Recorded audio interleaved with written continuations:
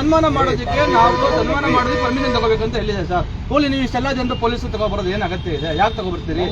ನಮ್ಮ nature of work don't our work.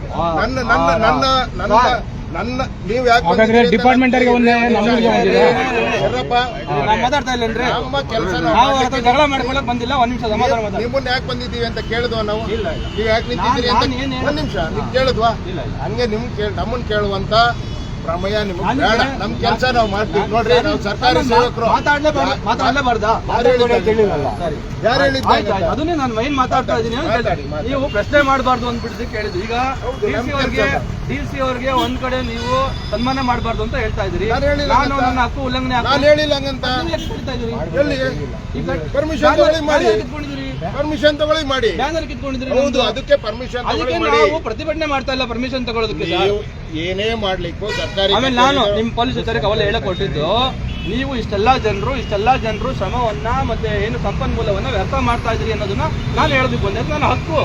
ನೀವೆಲ್ಲರೂ ನಮ್ಮ ಸೇವೆ ಮಾಡೋದಕ್ಕೆ ಇರೋ ಕಾರಣಕ್ಕಾಗಿ ನೀವು ಮಾಡೋದಕ್ಕೆ ಸಾಕಷ್ಟು ಕೆಲಸಗಳಿದ್ದಾಗ ಈ ರೀತಿಯಾಗಿ ಯಾರೋ ಒಬ್ರು ಡಿಸಿ ಅವರ ರಕ್ಷಣೆಗೆ ಇಷ್ಟು ದೊಡ್ಡ ಮಟ್ಟದಲ್ಲಿ ತಮ್ಮ ಸಂಪನ್ಮೂಲವನ್ನ ವ್ಯರ್ಥ ಮಾಡ್ತಾ ಇದ್ರಿ ನನ್ಗೆ ಅನಿಸ್ತಾ ಇದೆ. ನಮ್ಗೆ ಏನು ಕಾನೂನು ಸುವ್ಯವಸ್ಥೆ ಮಾಡ್ಬೇಕು ಅಂದಾಗ ನನ್ಗೆ ಇಷ್ಟು ಜನ ಅವಶ್ಯಕತೆ ಐತೆ ನನ್ಗನ್ಸಿದೆ, ನಾವು ಮಾಡಿದ್ವಿ. ಸರಿ, ಆಯ್ತು. ಜನ ನಿರ್ಧಾರ ಮಾಡ್ತಾರೆ. KRS ಪಕ್ಷದವ್ರನ್ನ ತಡೆಯೋದಕ್ಕೆ ಅದನ್ನ ನಿಮ್ಮನ್ನ ಯಾವನ್ನು ತರಿಸ್ತೀವಿ ಅಂತ ಹೇಳಿಲ್ಲ. ನಿಮ್ಮ ಪ್ರತಿಭಟನೆ ಮಾಡಲಿಕ್ಕೆ ನಮ್ಗೇನಿಲ್ಲ. ಎಲ್ರು ಹೌದು. ಸರಿ, ಈಗ ನಾನು ಯಾಕೆ ಹೇಳ್ತಾ ಇದ್ದೀನಿ ಬ್ಯಾನರ್ ಯಾಕೆ ಹೇಳ್ದೆ ಅಂದ್ರೆ, ಬ್ಯಾನರ್ ಕಿತ್ಕೊಂಡ್ರಿ, ಮೊಬೈಲ್ ಕಸ್ಕೋತೀರಿ, ಸೋಷಿಯಲ್ ಮೀಡಿಯಾದಲ್ಲಿ ಮೆಸೇಜ್ ಹಾಕ್ಬಿಟ್ಟಿದ್ರಿ. ನೀವು ನಿಮ್ಮ ಮೊಬೈಲ್ ಇಂದ ಸೋಷಿಯಲ್ ಮೀಡಿಯಾ ಮೊಬೈಲ್ ಕಸ್ಕೋಬಹುದು, ಅಥವಾ ನೀವು ನಮ್ಮವ್ರು ಯಾರೋ ತರುವಂತ ಊಟದ ಬ್ಯಾಗ್ಗಳು ಕಸ್ಕೋಬಹುದು. ಬ್ಯಾಗಲ್ಲಿ ಇನ್ನೇನು ನನ್ಗೆ ಆತಂಕ ನಾನು ಕೇಳಬೇಡ. ಮಿಸ್ಟರ್ ರಘು ಅವರೇ, ಅಷ್ಟೊಂದು ದರದು ಬಂದಿಲ್ಲ, ನಾವು ಅದನ್ನ ಮಾಡೋದಿಲ್ಲ. ಮತ್ತೆ ಬ್ಯಾನರ್ ಕಿತ್ಕೊಳ್ಳೋ ದರದು ಏನಿದ್ದು ಹೋಗ್ಲಿ, ನನಗೆ ಅರ್ಥ ಆಗ್ತಾ ಇಲ್ಲ. ಪರ್ಮಿಷನ್ ತಗೊಳ್ಳಿ ಮಾಡಿ. ಬ್ಯಾನರ್ ಒಳಗಡೆ ಕಂಟೆಂಟ್ ಏನಿದೆ ಹೋಗ್ಲಿ. ಸನ್ಮಾನ ಮಾಡ್ಲಿಕ್ಕೆ ಪರ್ಮಿಷನ್ ತಗೋಬೇಕಂತ ಯಾವ್ದು ಸುತ್ತೋಲೆ ಇದೆಯಾ ಸರ್? ಅದು ಯಾವ್ದು ಕಾನೂನು ಇದೆಯಾ? ಅವರು ಜಿಲ್ಲಾಧಿಕಾರಿ ಕೊಟ್ಟಿಲ್ಲ ಅಂದ್ರೆ ಕಾರ್ಪೊರೇಟ್ ಫೋರಂಗೆ ಹೋಗಿ ಅಂತ ಹೇಳ್ತಾ ಇದ್ದೀನಿ. ಈಗ ಸರ್ ಒಂದ್ ನಿಮಿಷ, ನಮ್ದು ಇಷ್ಟ ಇದು. ಸನ್ಮಾನ ಮಾಡ್ಲಿಕ್ಕೆ ನಾವು ಪರ್ಮಿಷನ್ ತಗೋಬೇಕಾ? ರಾಜ್ಯಾದ್ಯಂತ ನಡೀತಾರೆ ಸನ್ಮಾನಗಳಿಗೆ, ಇವೆಲ್ಲ ಪರ್ಮಿಷನ್ ಬೇರೆ ವಿಚಾರ ಮಾತಾಡಲ್ಲ. ಜಿಲ್ಲಾಧಿಕಾರಿಗಳಿದ್ದಾರೆ, ಜಿಲ್ಲಾಧಿಕಾರಿಗಳು ನಮ್ದೇ ಕಚೇರಿ ಕೂತಿರೋದಲ್ವ? ಅವರು ಸರ್ಕಾರಿ ಕಚೇರಿ ಕೂತಿರೋದು ಹೇಳಿಲ್ಲ. ಹೌದು, ನಮ್ಮವರಲ್ವಾ ಮೇಡಮ್ ಅವರು? ನಮ್ ಡಿಸಿ ಅಲ್ವಾ? ನಮ್ಮ ಅವ್ರಿಗೆ ನಮ್ ತಾಯಿ ಸಂಬಂಧವ್ರಿಗೆ ನಾವು ಸನ್ಮಾನ ಮಾಡೋದಕ್ಕೆ ಜಿಲ್ಲೆಗೆ ತಗೋಬೇಕಾ ನಿಮ್ಮ ಹತ್ರ? ನಮ್ಮ ಹತ್ರ ಅಲ್ಲ, ಅವ್ರ ಹತ್ರ ತಗೊಂಡು. ಅಲ್ಲ, ಅದು ನಾವು ಅವ್ರು ಕೇಳ್ಕೊತೀವಿ, ನಾವು ಹೋಗಿ ಕೇಳ್ತೀವಿ. ನಾವು ಆಮೇಲೆ ನಾನು ಈಗ ಕೊನೆ ಅಲ್ಲ, ಮೊದಲು ಈಗ ಶುರುವಾಗ್ತಾ ಇರೋದು. ನಾನು ನಿಮ್ಮೆಲ್ಲರಲ್ಲಿ ನೀವೇನೇ ಇನ್ಚಾರ್ಜು, ನೀವೇನೇ ಇಲ್ಲಿ ಮುಖ್ಯಸ್ಥ ಆಗಿರೋದು ಕೈ ಮುಗಿದು ಕೇಳ್ತಾ ಇದ್ದೀನಿ. ಇಲ್ಲ, ಆಯ್ತು, ನಿಮ್ ಕಾಲ್ಗೂ ಬೀಳೋಣ ಸರ್.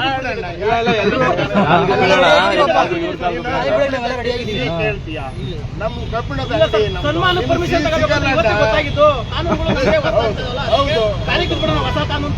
ನಾನು ತಂದಿಲ್ಲ. ಅವ್ರು ಕೇಳಿ ಆ ತರದ ಉಪದ್ರವಗಳು ಮಾತುಗಳಾಡ್ಬೇಕು. ಒಂದ್ ನಿಮಿಷ ಇರ್ರಿ. ಆಯ್ತು, ಒಂದ್ ನಿಮಿಷ ನಾವು ಕೇಳ್ತಾ ಇರೋದು ನೋಡಿ. ಉಪದ್ರವಲ್ವೇನ್ರಿ ಅದು? ಕಾಲಿಗೆ ಬೀಳೋದು ಉಪದ್ರವ ಆಗಿರ್ಬೋದು. ಆದ್ರೆ ನಾವೀಗ ನೀವ್ ಹೇಳಿದ್ರೆ ಕಬ್ಬಣದ ಅಂಗಡಿ ಬಂದು ಕೇಳ್ತಾ ಇದ್ರಿ ಅಂತ, ನಾವೊಂದಷ್ಟು ಪ್ರಜ್ಞೆ ಇರೋರು, ಕಾನೂನು ತಿಳ್ಕೊಂಡಿರುವಂತ ಜನರ ನಾವು ನಮ್ಮ ಕಾನೂನು ಮತ್ತೆ ನಮ್ಗೆ ಏನ್ ಯಾವ್ದನ್ನ ಕೇಳಬೇಕು ಯಾರ ಹತ್ರ ಅನ್ನೋದು ಪರಿಜ್ಞಾನ ಇದೆ. ಸೊ ನಾನು ಕೇಳಕ್ ಬಂದಿದ್ದು, ನಾವು ನಿಮ್ಗೆ ವಿನಂತಿ ಮಾಡ್ಕೊಳ್ಳೋದೇನಂದ್ರೆ, ಸಂವಿಧಾನದಲ್ಲಿ ನಮ್ಮ ಹಕ್ಕುಗಳೇನಿದಾವೆ ಅದನ್ನ ಕಾಪಾಡುವಂತ ಕೆಲಸವನ್ನ ಇವತ್ತು ನೀವೇನ್ ನಿಯೋಜನೆಗೊಂಡಿದ್ರಿ ನೀವು ಮಾಡಿರ ಆಗ್ಬೋದಲ್ವಾ? ನಮ್ಮ ಹಕ್ಕುಗಳ ರಕ್ಷಣೆ ಮಾಡುವಂತ ಕೆಲಸವನ್ನ ನೀವೆಲ್ಲರೂ ಮುಖ್ಯಸ್ಥರಿದ್ದೀರಿ. ಬಿಡಿ ಸರ್, ದಯವಿಟ್ಟು ನಮ್ಮ ಹಕ್ಕುಗಳನ್ನ ಕಾಪಾಡಿ. ಪರ್ಮಿಷನ್ ಕೊಡಲ್ಲ ಅಂದ್ರೆ ಈಗ ನಾವು ಮಾಡಿ ಅಂತೀರಾ? ವೈದ್ಯಗೆ ಅಂತ ಹೇಳಿದ್ದೀನಿ. ನನ್ನ ಹತ್ರ ನನಗೆ ಬಹಳ ಪರಿಜ್ಞಾನ ಇದೆ. ದೇವರು ನನಗೆ ಒಂದ್ ನಿಮಿಷ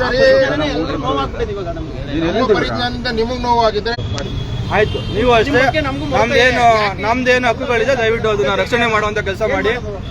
ನಾವು ಇವತ್ತು ಏನು ಇಲ್ಲಿರುವ ಕಲ್ಯಾಣ ಅನ್ನುವಂಥವ್ರು ಏನು ಸರ್ಕಾರಿ ಭೂಮಿನ ಬೆಲೆ ಬಾಳುವಂತಹ ಕೋಟ್ಯಾಂತರ ರೂಪಾಯಿ ಬೆಲೆ ಬಾಳುವಂತಹ ಸರ್ಕಾರಿ ಭೂಮಿಯನ್ನ ಅಕ್ರಮವಾಗಿ ಯಾರೋ ಒಬ್ಬರಿಗೆ ಪರಭಾರೆ ಆಗಿರುವಂತಹ ಭೂಮಿಯನ್ನ ರಾಜಕಾರಣಿಗಳ ಏನು ನಂಗೆ ಗೊತ್ತಿಲ್ಲ, 2 ವಿಚಾರಕ್ಕೆ ಇವತ್ತು DC ಅವರು ಏನು ಅದೊಂದು ಅಕ್ರಮವಾಗಿ ಪರಭಾರೆ ಆಗಿರುವಂತಹ ಜಮೀನು ಅಂತ ಗೊತ್ತಿದ್ಕೊಂಡು ಕೂಡ ಅವರು ಇವತ್ತು ಏನು ಅದನ್ನ ಏನಂತಾರೆ ಅದಕ್ಕೆ ಪರಿವರ್ತನೆ ಇಂಗ್ಲಿಷ್ ಅಲ್ಲಿ ಏನಂತಾರೆ ಕನ್ವರ್ಷನ್ ಮಾಡಿದ್ದಾರೆ. ಇಲ್ಲಿ 2 ವಿಚಾರ ನಮ್ಗೆ ಸ್ಪಷ್ಟ ಆಗ್ಬೇಕು, DC ಸ್ಪಷ್ಟಪಡಿಸಬೇಕು.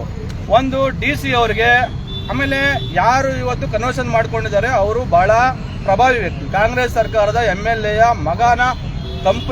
ಮಗನ ಹೆಸರಲ್ಲಿರುವಂತಹ ಕಂಪನಿಗೆ ಇವತ್ತು ಅದು ಪರಭಾರೆಯಾಗಿ ಕನ್ವರ್ಷನ್ ಆಗಿರುವಂತದ್ದು.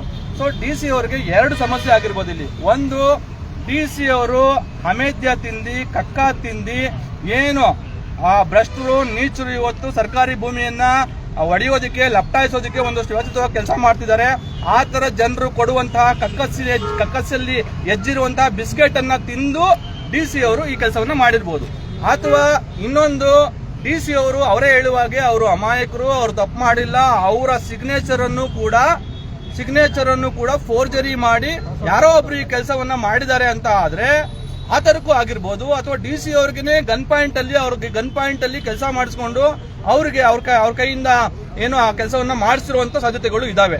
ಸೊ ನಮಗೆ 2 ಆತಂಕಗಳಿದಾವೆ. ನಾವೀಗ ನೇರವಾಗಿ DC ಅವರನ್ನೇ ಕಕ್ಕ ತಿಂದ್ಬಿಟ್ಟಿದ್ದಾರೆ, ಅವ್ರಿಗೆ ಗನ್ ಪಾಯಿಂಟ್ ಅಲ್ಲಿ ಎದುರಿಸಿ ಮಾಡಿಲ್ಲ ಅಂತ ಹೇಳ್ತಾ ಇಲ್ಲ. ನಮ್ಗೆ ಎರಡು ಸಾಧ್ಯತೆಗಳಿದಾವೆ.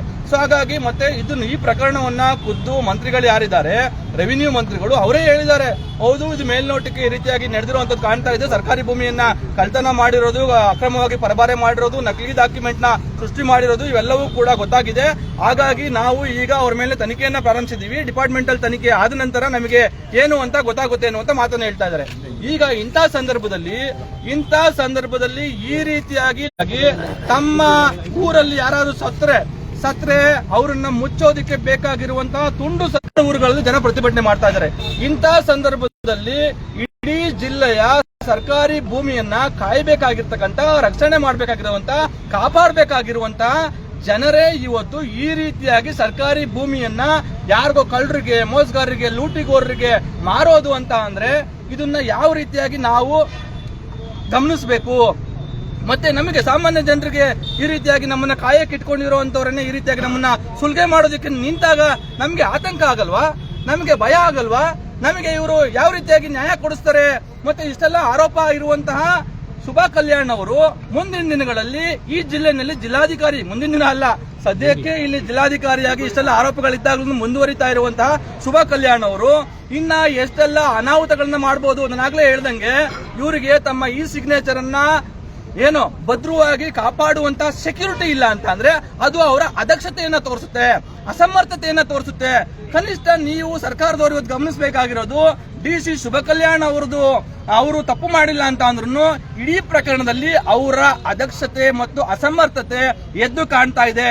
ಇವರು ಒಬ್ರು ಅದಕ್ಷ ಮತ್ತೆ ಅಸಮರ್ಥ ಜಿಲ್ಲಾಧಿಕಾರಿ ಆಗಿದ್ದಾರೆ ಅನ್ನೋದು ಬಹಳ ಸ್ಪಷ್ಟವಾಗಿ ನಮ್ಗೆ ಗೊತ್ತಾಗ್ತಾ ಇದೆ. ಸೊ ಇಂತಹ ಸಂದರ್ಭದಲ್ಲಿ ನಾನು ಒಬ್ಬ ಜಿಲ್ಲೆಯ ಪ್ರಜೆಯಾಗಿ ನನ್ನ ಜಿಲ್ಲೆಯನ್ನ ಕಾಪಾಡುವಂತಹ ಕೆಲಸವನ್ನ ಇಂಥ ಒಬ್ಬ ಅಸಮರ್ಥ ಜಿಲ್ಲಾಧಿಕಾರಿಗಳಿಗೆ ನಾನು ಜಿಲ್ಲಾಧಿಕಾರಿ ಕೈಯಲ್ಲಿ ನಾನು ಕೊಟ್ಟು ಹೇಗೆ ನಾನು ಸುಮ್ಮನೆ ಇರಲಿ? ಒಂದು ಕಡೆ ನನ್ನೂರಿನ ಜನರು, ನಮ್ಮ ಊರಿನ ಜನರು, ನಮ್ಮ ಜಿಲ್ಲೆಯ ಜನರು ತುಂಡು ಸ್ಮಶಾನದ ಭೂಮಿಗಾಗಿ ಮತ್ತೆ ಅವರು ವಾಸ ಮಾಡೋದಕ್ಕೆ ಬೇಕಾಗಿರುವಂತಹ ಮಧುಗಿರಿನಲ್ಲಿ ಬಂದಿದ್ದಾರ ನಮ್ಮ ನಾಗಭೂಷಣ್.